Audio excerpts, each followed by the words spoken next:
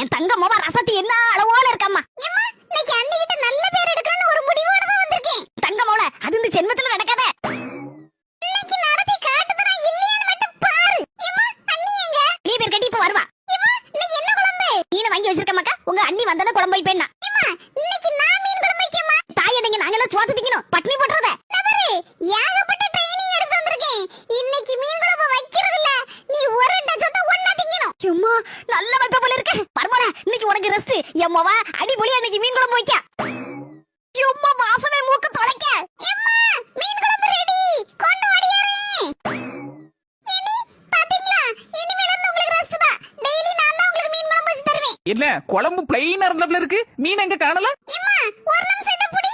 பரமல குழம்பு பாக்கும்போதே குடிச்சிரலாம் போல இருக்குல. எதே ஆட்டம் ரொம்ப அதிகமால இருக்கு. எப்படி?